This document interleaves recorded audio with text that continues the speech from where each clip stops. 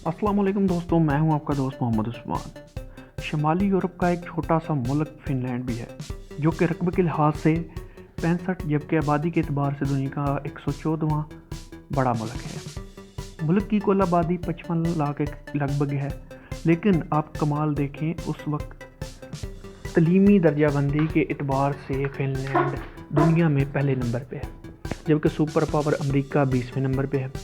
2020 तक फिनलैंड दुनिया का वाहिद मुल्क होगा जहां मजमून और सब्जेक्ट नाम की कोई चीज़ स्कूलों में नज़र नहीं आएगी।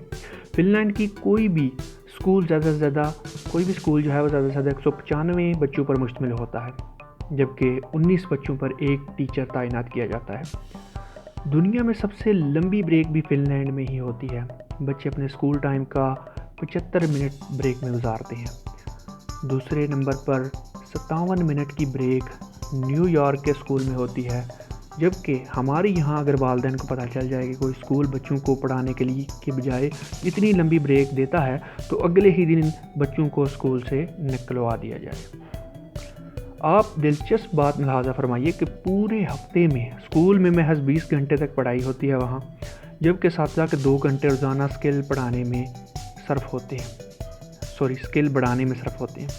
फिनलैंड में टीचर बनना, डॉक्टर बनना, इंजीनियर बनना ज़्यादा मुश्किल और आज़ाद की बात समझा जाता है। पूरे मुल्क की यूनिवर्सिटीज़ के टॉप 10 मास्टर्स के जो तालिब इल्म एक ख़ुसूसी इम्तिहान पास करने के बाद उनको टीचर लगाया जाता। वहाँ पे 7 साल से पहले बच्चों के लिए पूरे मुल्क में कोई स्कूल मौजूद नहीं है, और 15 साल से पहले किसी किस्म का कोई बाकायदा इम्तिहान नहीं लिया जाता, जिसमें माँ बाप बच्चों की नींदें हराम करें, उनके खाने और भागने दौड़ने पर पाबंदी लगाएं, दरवाजे खिड़कियाँ बंद करके उन्हें घर में नज़र बंद कर दिया जाए, घर में आने वाले मेहमानों तक से मिलने की पाबंदी आयद कर दी जाए, और घर में मार्शल लॉ और कर्फ्यू का सा समां हो जाए। पूरे मुल्क में तमाम तलबा व तलबात के लिए एक ही इम्तिहान होता है। रियाजी के लिए एक उस्ताद से पूछा गया कि आप बच्चों को क्या सिखाते हैं, तो वो मुस्कुराते हुए बोले, मेरे बच्चों को खुश रहना और दूसरों के साथ खुश रखना सिखाता हूँ, क्योंकि इस तरह वो ज़िंदगी के हर सवाल को बआसानी हल कर सकेंगे। आप जापान की मिसाल ले लेते हैं। 3री जमात तक बच्चों को एक ही मजमून सिखाया जाता है, और वो है अखलाकियात और अदब। हज़रत अली रज़ी अल्लाह तआला अन्हु ने फरमाया, जिसमें अदब नहीं उसमें दीन नहीं। मुझे नहीं मालूम कि जापान वाले हज़रत अली को कैसे जानते हैं, और हमें अभी तक ये बात क्यों मालूम नहीं हो सकी। बहरहाल इस बात पर अमल करने की ज़िम्मेदारी फ़िलहाल जापान वालों ने ले रखी है। हमारे एक दोस्त जापान गए और एयरपोर्ट पर पहुंचकर उन्होंने अपना तारफ़ करवाया कि मैं एक उस्ताद हूं, और फिर उनको लगा कि शायद वो जापान के वज़ीर आज़म हैं। ये है कौमों की तरक्की और अरूज व ज़वाल का राज। अशफाक अहमद साहब को एक दफ़ा इटली में अदालत में जाना पड़ा, और उन्होंने अपना तारफ़ करवाया कि मैं उस्ताद हूँ और लिखता हूँ, और जज समेत कोर्ट में मौजूद तमाम लोग अपनी नशिस्तों से खड़े हो गए। इस दिन मुझे मालूम हुआ कि कौमों की इज़्ज़त और का राज उस्तादों की इज़्ज़त में है, और आप यकीन करें, उस्तादों को इज़्ज़त वही कौम देती है जो इनका एहतराम करती है, जो तलीम को इज़्ज़त देती है और अपने आने वाली नस्लों से प्यार करती है।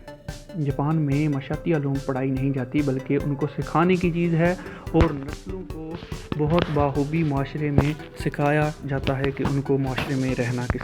जापान के स्कूलों में सफाई सुथराई और बच्चों की देखभाल के लिए कोई अलहदा सर्वेंट नहीं रखा जाता। उस्ताद खुद ही सफाई का अहतमाम करते हैं। सुबह 8 बजे स्कूल में आते हैं और 10 बजे तक बच्चों के साथ मिलकर सफाई करते हैं। दूसरी जानब आप हमारे तलीमी निज़ाम मलहाजा फरमाइए, जो सिर्फ नकल छपाई पर मुश्तमिल हैं। हमारे बच्चे पब्लिशर बन चुके हैं।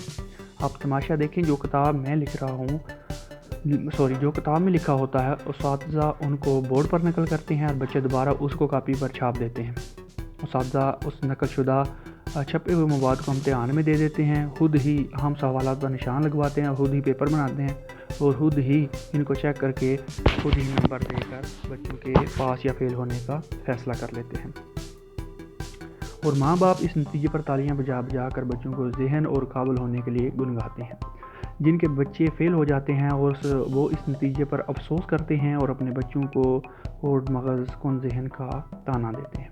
आप ईमानदारी से बताइएगा, इन सब में काम में बच्चों ने क्या सीखा सिवाय नकल करने और छुपाने के। 13 سے 14 سال تک بچوں کو قطار میں کھڑا کر کے اسمبلی کرواتے ہیں اور اسکول سے فارغ ہوتے ہی وہ خود ہی قطار توڑ کر اپنے کام کرواتے ہیں۔ وہ جتنے بڑے اسکول میں پڑھا ہوگا وہ اتنی ہی لمبی قطار کو رونتا ہوا آگے چلا جائے گا۔ ہم پہلی سے لے کر 10ویں جماعت تک اپنے بچوں کو سوشل اسٹڈیز پڑھاتے ہیں اور معاشرے میں جو کچھ ہو رہا ہے وہ یہ بتاتا ہے، وہ مجھے بتانے اور سمجھانے کی ضرورت نہیں ہے۔ ہم کتنے سوشل ہیں اتنا کسی کو بتانے کی ضرورت نہیں ہے۔ اسکول میں سارا وقت سائنس رٹتے ہیں اور آپ کو پورے ملک میں کوئی ایک سائنسدان نظر نہیں آئے گا، کیونکہ بدقسمتی سے سائنس سیکھنے کی چیز نہیں، تجربہ کرنے کی چیز ہے، رٹا لگوانے کی نہیں۔ آپ حیران ہوں گے کہ میٹرک کلاس کا پہلا امتحان 1858 میں ہوا اور برطانوی حکومت نے یہ طے کیا کہ برصغیر کے لوگوں ہماری عقل سے آدھے ہوتے ہیں، اس لیے ہمیں پاسنگ مارک جو ہے وہ 65 ہوتے ہیں، برصغیر کے لوگوں کے لیے 32.5 ہونے چاہیے۔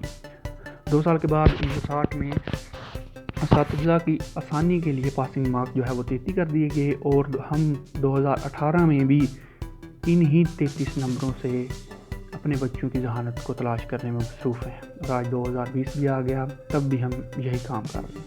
ہمارا خیال ہے کہ اسکول کے پرنسپل صاحبان اور اساتذہ کی کرام کو جو ہے وہ سر جوڑ کر بیٹھنا چاہیے اور اس گلے سڑے بوسیدہ نظام کو اٹھا کر پھینکیں، بچوں کو طوطا بنانے کے بجائے قابل بنانے کے بارے میں سوچیں۔ یہ 21ویں صدی ہے، دنیا چاند پر پہنچ گئی اور ہم ابھی تک رٹا سسٹم کو سینے سے لگائے ہوئے ہیں۔